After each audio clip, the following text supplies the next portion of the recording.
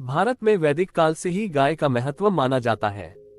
आरंभ में आदान प्रदान एवं विनिमय आदि के माध्यम के रूप में गाय का उपयोग होता था और मनुष्य की समृद्धि की गणना उसकी गौसंख्या से की जाती थी।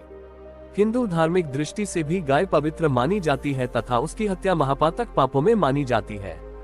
पौराणिक मान्यताओं के अनुसार समुद्र मंथन के दौरान जो 14 रत्न प्रकट हुए थे उनमें से गौ कामधेनु भी एक रत्न है। पूज्य गौमाता अहिंसा, करुणा, ममत्व, वात्सल्य आदि दिव्य गुणों को पुष्ट करती है। गाय, गोपाल, गीता, गायत्री तथा गंगा धर्म प्राण भारत के प्राण हैं, आधार हैं। इनमें गौमाता का महत्व सर्वोपरि है।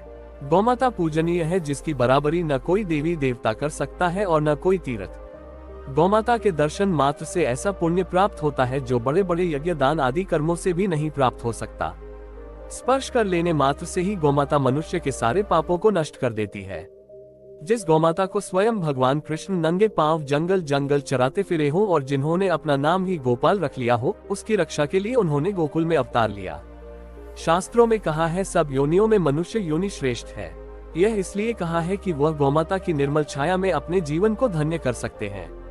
गौमाता के रोम रोम में देवी देवताओं का एवं समस्त तीर्थों का वास है। औरंगजेब के एक नायक तैबर से गायों को बचाने के लिए पुष्कर में युद्ध हुआ, जिसमें 1700 मुगल सैनिक मारे गए तथा 700 मैदलिया राजपूत बलिदान हुए, पर एक भी गाय काटने नहीं दी। आज भी इनकी स्मृति में पुष्कर में गौ घाट बना हुआ है। गौमाता को एक ग्रास खिला दीजिए तो वह सभी देवी देवताओं को पहुंच जाएगा। इसीलिए धर्मग्रंथ बताते हैं समस्त देवी देवताओं एवं पितरों को एक साथ प्रसन्न करना हो तो गौभक्ति गोसेवा से बढ़कर कोई अनुष्ठान नहीं है। भविष्य पुराण में लिखा है गौमाता के पृष्ठदेश में ब्रह्मा का वास है, गले में विष्णु का, मुख में रुद्र का, मध्य में समस्त देवताओं और रोमकूपों में महर्षिगण, पूंछ में अनंतनाग, खूरों में समस्त पर्वत, गौमूत्र में गंगादी नदियां, गौमे में लक्ष्मी और नेत्रों में सूर्य चंद्र हैं। भगवान भी जब अवतार लेते हैं तो कहते हैं विप्र धेनु सुर संत हित लीन मनुज अवतार। सारे भारत में कहीं भी चले जाए और सारे तीर्थ स्थानों के देवस्थान देख आइए, आपको किसी मंदिर में केवल श्री विष्णु भगवान मिलेंगे, किसी मंदिर में श्री लक्ष्मी नारायण 2 मिलेंगे, किसी में सीता राम लक्ष्मण 3 मिलेंगे तो किसी मंदिर में श्री शंकर पार्वती, गणेश, कार्तिकेय, भैरव, हनुमान जी, इस प्रकार 6 देवी देवता मिलेंगे। अधिक से अधिक किसी में 10-20 देवी देवता मिल जाएंगे, पर सारे भूमंडल में ढूंढने पर भी ऐसा कोई देवस्थान या तीर्थ नहीं मिलेगा जिसमें हजारों देवता एक साथ हों। गाय में सभी 36 प्रकार के देवी देवताओं का निवास है, तभी हमारे हिंदू समाज में सुबह सबसे पहले गौग्रास निकलने की प्रथा है। देसी गाय की रीढ़ की हड्डी में सूर्य केतु नामक नाड़ी होती है, जिसके द्वारा सूर्य की किरणों से अपने रक्त में स्वर्णाक्षर केरोटीन बनाती है। ये स्वर्णाक्षर गौरस में विद्यमान है, जिससे गाय का दूध दही घृत स्वर्णाभा वाला होता है।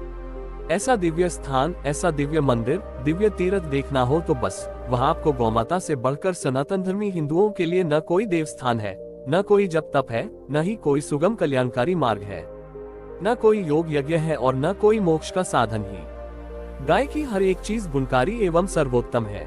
गाय के गोबर को अतिशुद्ध माना जाता है। प्राचीन समय में घर को शुद्ध करने के लिए गाय के गोबर से घर लिपे जाते थे। आज भी दूर दराज के गांव में ये कार्य जस का तस चल रहा है। गौमूत्र, गाय के मूत्र को भी घर में शुद्धि के लिए छिड़का जाता है तथा शुद्ध गौमूत्र के सेवन से पेट के विभिन्न रोगों से निजात मिलती है। छोटे शिशु को गाय का दूध पिलाने से उसका बौद्धिक विकास तीव्र गति से होता है।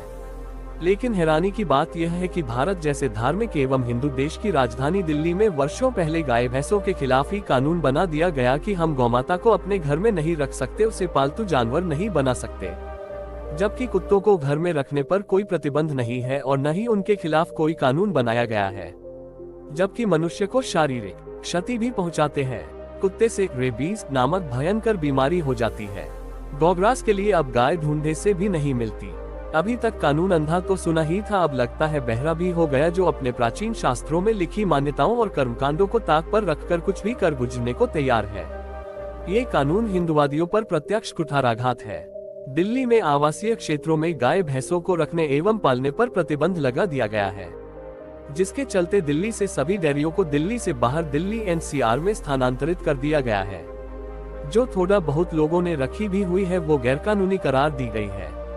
हमारे स्थानीय क्षेत्र शास्त्री नगर में श्रीमती सीमा खुराना, जो करीब पिछले 30 वर्षों से दूध बेचने का कारोबार कर रही है, इनका आवास शास्त्री नगर में है एवं डेयरी को नंगली दिल्ली बॉर्डर स्थानांतरित कर दिया गया है, जो उनके आवास से करीब 50-60 किलोमीटर की दूरी पर है।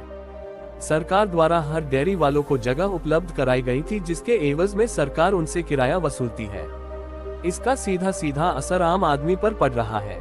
कुछ लोग तो डेयरी के आसपास ही दूध बेच देते हैं और कुछ लोग अपने आवास स्थान पर लाकर ही बेच रहे हैं, जिससे डेयरी से दूध लाने ले जाने के भाड़े की भरपाई करने के लिए दूध की कीमत बढ़ा दी जाती है।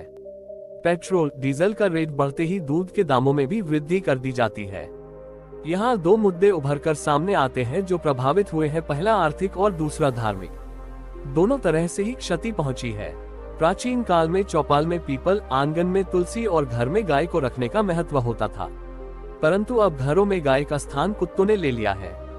इस परिवर्तनशील और आधुनिक युग में महफिल में शराब और घर में कुत्ते का महत्व बढ़ गया है, जो इस आडंबरिक आधुनिक युग में स्टेटस सिंबल बन गया है। ये हमारे देश का कैसा कानून है जो हिंदुत्व को ही खो रहा है और पाश्चात्य संस्कृति की नकल करता हुआ घर में कुत्तों को गोमता का स्थान दे रहा है।